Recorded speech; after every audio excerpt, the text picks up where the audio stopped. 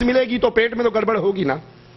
جہاں دنیا والوں نے دنیا کی ہر چیز میں ملاوٹ کی ہے، اللہ کی قسم دین کا نام لینے والے اکثریت ان کی ایسی ہے جنہوں نے دین محمد کے اندر شرک کی ملاوٹ کی۔ علماء بریلی کے عقائد کو اپنے سامنے رکھ لیجئے، یہ قرآن کی کھلی ہوئی آیات ان کے عقائد سے یوں ٹکرا رہی ہیں۔ اور مجھے یاد ہے لاہور کا وہ واقعہ، جب میں لاہور کی ایک مسجد میں خطیب تھا، وہاں کسی شخص نے لاہور کے ایک چوک میں ایک بورڈ لکھ کر لگایا اور جس کے اوپر وہ آیات درج تھی کہ اللہ کے نبی کہہ دیجئے میں عالم الغیب نہیں ہوں، میں فرشتہ نہیں ہوں، میں تو ایک وحی کی تبع کرتا ہوں۔ لاہور کی سڑکوں پہ جلوس نکلے، انہوں نے کہا ہمیں یہ اعتراض نہیں ہے کہ تم نے یہ بورڈ لکھ کر کیوں لگایا، اعتراض یہ ہے کہ اس آیت کے نیچے ترجمہ اردو میں کیوں کیا؟ عربی عبارت رہنے دیجئے، ہمیں کوئی اعتراض نہیں، لیکن آپ کی ٹرانسلیشن یہ ہمارے عقائد کا پول کھول رہی ہے۔ اور جب تھانے تک بات پہنچی، جج تک بات پہنچی عدالت میں، باقاعدہ ان قبر کے پجاریوں نے، ان قبروں کی عبادت کی دعوت دینے والوں نے، اسلام کے نام پہ اسلامی مندر آباد کرنے والوں نے دو ٹوک اعلان کر کے کہا قرآن کی آیت تو ہے لیکن ہمارے مذہب کے خلاف ہے۔ یہ قرآن کی کھلی ہوئی آیات، یہ توحید کی کھلی ہوئی باتیں، عقائد ان سے ٹکرا رہے ہیں، لیبل اسلام کا ہے اور اس کے اندر شرک بھر کے دیا جا رہا۔ لیکن عجیب بات، علماء بریلی کی حد تک اکثریت مانتی ہے کہ یہ شرکیہ عقائد کی دعوت دیتے ہیں، ان کا پورا دھندا شرکیہ دعوت پر مبنی ہے، لیکن جب ان کے بھائیوں کی بات آتی ہے علماء دیوبند کی تو اچھے بھلوں کے پاؤں ایک دفعہ لرز جاتے، کہتے نہیں یہ بڑے موحد ہیں، یہ ٹھیک ٹھیک کام کرتے ہیں۔ لیکن جب ہم ان دونوں علماء کی کتابوں کو ایک دوسرے سے ٹیلی کرتے ہیں تو جو چیز ہمیں یہاں نظر آتی ہے وہی یہاں نظر آتی ہے، جو طاہر القادری صاحب ارشاد فرماتے ہوئے نظر آتے ہیں وہی طارق جمیل صاحب ارشاد فرماتے ہوئے نظر آتے ہیں۔ طاہر القادری صاحب بھی کہتے ہیں کہ اللہ کے رسول معراج کی رات چڑھے، سدرۃ المنتہا بھی گزر گیا، عرش سے بھی اوپر چلے گئے، اللہ نے عرش پر پڑے ہوئے 70,000 نور کے پردوں کو بھی ہٹا دیا اور اپنے سامنے بٹھا کر 3 مرتبہ کہا یا حبیبی ادن منی، یا حبیبی ادن منی، یا حبیبی ادن منی، نبی اور قریب ہو جاؤ، اور قریب ہو جاؤ، اور قریب ہو جاؤ۔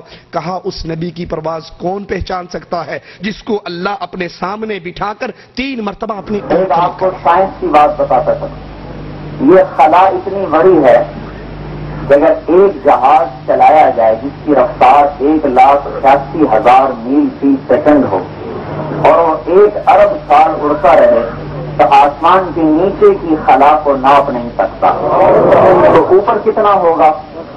پھر عرش کے اوپر 70,000 پردے، وہاں سے ادنا تجلی نور کی پڑی تو موسیٰ علیہ السلام کو 40 دن ہوش نہیں آیا، خر موسیٰ سیقظ بے ہوش۔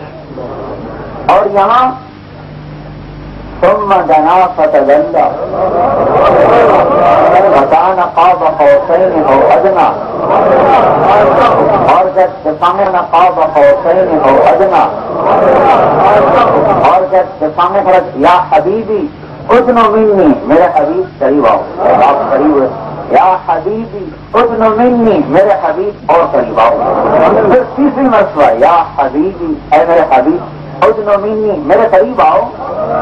عرش کے اوپر کے پردے جو 70,000 بھی چاک ہو گئے اور اللہ اپنے سامنے 3 مرتبہ قریب کر کے یہ خطاب فرما رہے، تو کتنی پرواز ہوگی اس نبی کی بھائی۔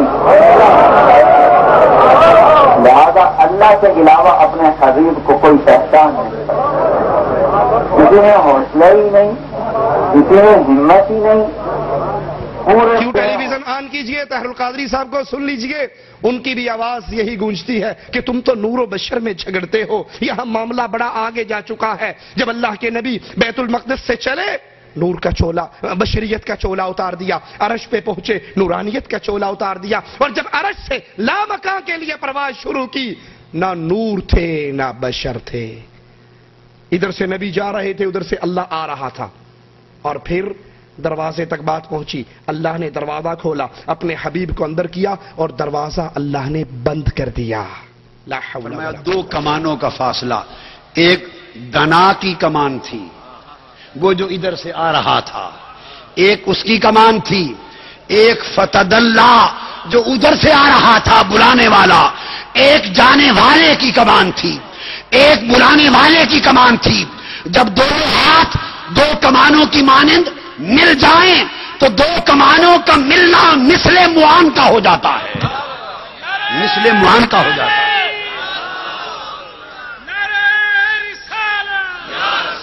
اور یہ مثل معان کا ہو جاتا ہے.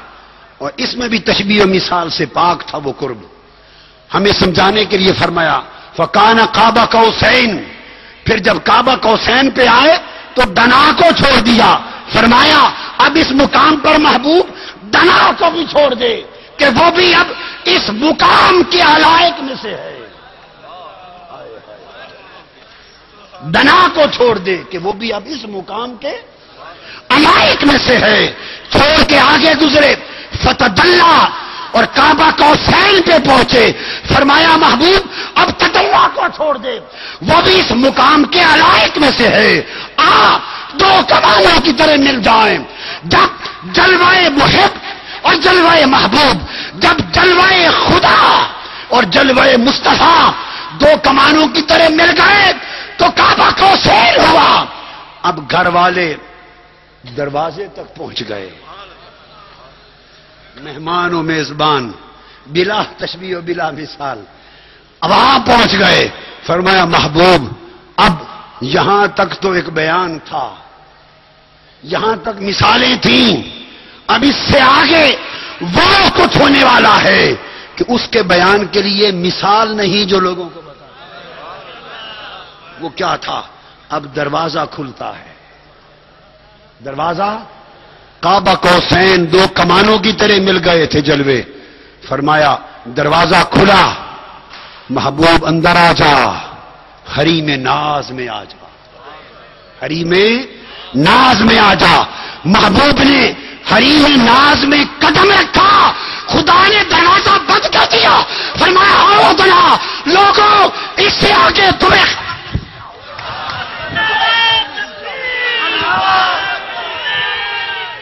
عقائد کی جب بات کی جائے، ان دونوں کی کتابوں کو دیکھا جائے تو شرک کی دعوت سے بھری ہوئی ہے. یہاں پہ ایک بات میں عرض کر دوں، اگر علماء دیوبند اور علماء بریلی جیسے ان کے نام کے ساتھ القابات اولیاء اللہ کے لگتے ہیں تو ہم یہ سوال انہی پر چھوڑتے ہیں کہ اگر یہ واقعی اولیاء اللہ ہیں تو اللہ کا ولی مشرک نہیں ہوا کرتا. تو پھر یہ جتنی کتابیں آپ کی دکانوں پر، آپ کی مارکیٹوں پر، آپ کے دارالعلوم سے مل رہی ہیں، یہ تم نے ان غریبوں کے نام لکھ کر خود شائع کی ہے اپنے پیٹ کے دھندے کو چلانے کے لیے. یہ سب علماء اولیاء اللہ تھے اور ان تمام شرکی عقائد سے بری تھے. اور اگر تم کہتے ہو نہیں یہ تھانوی صاحب کی ہے، یہ خان صاحب کی ہے، یہ شیخ صاحب کی ہے، یہ زکریا صاحب، یہ انہی نے لکھی ہے، کنفرم ہمیں یقین ہے، تو اللہ کی قسم کھا کر کہتا ہوں کہ شرک ایسا جرم ہے. تم تو ان بزرگوں کا نام لیتے ہو، عرش والا اپنے نبیوں کا نام لیتا ہے. وَلَوْ أَشْرَكُوا لَحَبِطَ عَنْهُمْ مَا كَانُوا يَعْمَلُونَ. اگر یہ انبیاء شرک کرتے ان کے اعمال بھی برباد کر دیتا. لَإِنْ أَشْرَكْتَ لَيَحْبَطَنَّ عَمَلُكَ. اے نبی اگر آپ سے بھی یہ جرم سرزد ہو جاتا میں آپ کے اعمال بھی برباد کر دیتا. ان باتوں کو پیش کرنے کا مقصد کسی شخصیت پہ فتویٰ لگانا نہیں، کسی کو جہنمی اور دوزکی کہنا مقصد نہیں. مقصد صرف حق کو بیان کرنا ہے. گیند تمہارے کورٹ میں ہے، تمہارے میدان میں ہے. اگر یہ اولیاء اللہ ہے تو یہ کتابیں ان کی طرف جھوٹ کی نسبت کی گئی ہیں، اور اگر یہ کتابیں انہی کی ہیں تو پھر شرک کا عقیدہ رکھنے والا کبھی اللہ کا ولی نہیں ہو سکتا. شرکی عقائد کے اندر ایک بہت بڑا عقیدہ وحدت الوجود کا عقیدہ ہے، جس کو صوفیاء اور قبر پرست پیش کرتے ہیں کہ اس کائنات میں جو کچھ ہے نعوذ باللہ ثم نعوذ باللہ وہ اللہ عز و جل کا سایہ ہے، عکس ہے، مختلف صورتیں ہیں. ابن عربی نے کہا تھا العبد حق والرب حق. بندہ بھی حق ہے اور اللہ بھی حق ہے. مجھے نہیں پتا شریعت کس کے لیے آئی ہے. اس کے لیے ایک من گھڑت جھوٹی روایت کا سہارا لیتے ہیں، کنتو کنزن مخفین، میں چھپا ہوا خزانہ تھا، میں نے اپنا آپ ظاہر کرنا چاہا، اب کائنات میں جو کچھ ہے وہ میں ہوں۔